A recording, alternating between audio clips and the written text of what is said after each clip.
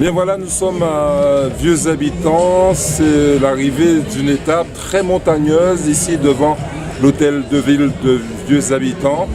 Plusieurs expositions sont à l'honneur, mais surtout au niveau de la santé, c'est très important, au niveau de la sécurité routière, au niveau du diabète et bien d'autres encore stands de santé pour surtout informer la population comment se comporter pour éviter certains problèmes, parfois graves au niveau de la santé. Et nous avons interrogé certains membres des organismes pour mieux informer la population. Le rôle de Allo 10 au sein du Tour cycliste de la Guadeloupe, de cette édition. Alors c'est pour informer un maximum de personnes qui viennent voir le Tour sur ce que c'est qu'un trouble 10, puisque la dyslexie, la dyspraxie, la dysphasie, ce sont des troubles malheureusement qui sont très peu connus et quelquefois, par exemple, ne serait-ce que la dyspraxie qui est un trouble du geste, un trouble moteur.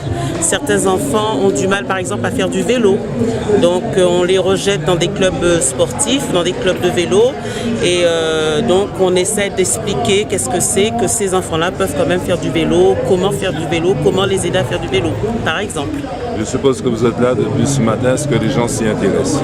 Oui, les gens s'y intéressent, bon c'est sûr qu'ils sont là pour le Tour, mais lorsqu'ils viennent, ils s'approchent du stand et qu'ils voient marqué dyslexie ou dyspraxie, qu'on leur dit c'est quoi, ou qu'on les met en situation justement d'une personne qui a un de ces troubles, et bien ils s'y intéressent, ils sont étonnés, ils s'y intéressent, et bien souvent des personnes viennent nous voir dire oui mais moi j'ai mon enfant qui est en classe, qui a tel problème, qui a telle difficulté, donc je suis intéressée pour savoir qu'est-ce qu'il faut que je fasse avec lui, qui je dois voir, quel professionnel de santé je dois voir. Nous faisons essentiellement de la prévention pour le diabète parce qu'on le sait, en Guadeloupe, le taux est très élevé en termes de prévalence, 2 fois supérieur, presque 3 fois supérieur à la moyenne nationale.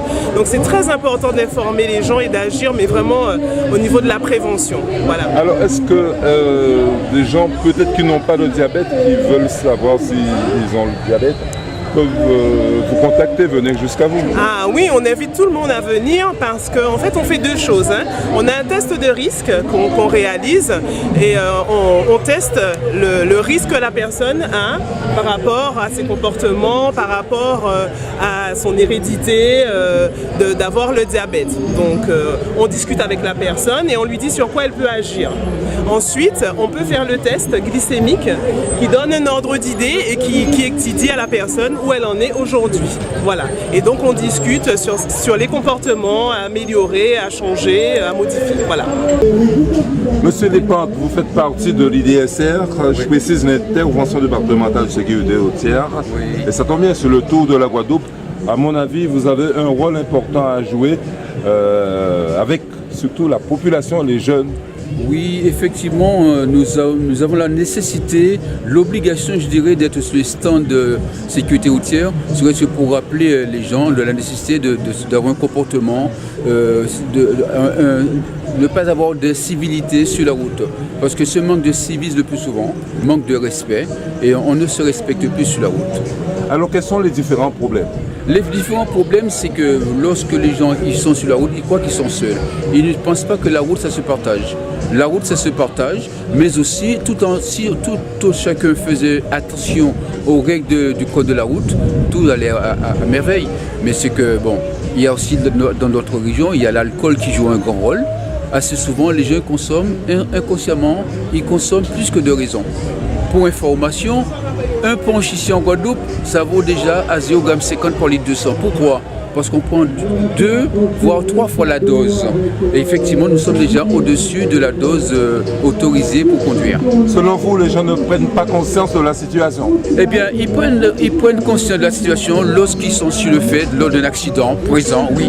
Mais 1 heure, 2 heures, quelques jours après l'accident, personne ne se rappelle. Et puis voilà, on se retrouve à rappeler la nécessité de la prudence sur la route. Fabienne Dondas, vous êtes présidente de l'association Karukera Endométriose. En quelques mots, ça veut dire quoi précisément? Donc l'endométriose, c'est une maladie gynécologique qui touche les femmes qui sont en âge de procréer, les femmes qui ont les règles douloureuses et invalidantes. Donc ça se manifeste à ce moment-là. Il faut C'est à ce moment-là qu'on se pose la question pourquoi cette maladie, pourquoi on a autant de douleurs. Donc vous prodiguez certains conseils aux femmes justement qui sont atteintes par cette maladie.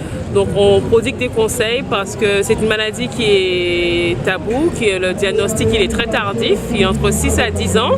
Même au niveau des gynécologues, la sensibilisation n'est pas assez forte parce que voilà, à cause du manque de diagnostic précoce. Donc nous faisons des conseils, de la prévention, surtout beaucoup d'écoute et de soutien. Où se situe l'association? L'association elle est basée sur Morne-à-l'Eau, la commune de Morne-à-l'Eau, mais nous sommes sur toute la Guadeloupe parce qu'il n'y a pas que les femmes de Morne-à-l'Eau qui sont atteintes, mais beaucoup de femmes dans toute la Guadeloupe.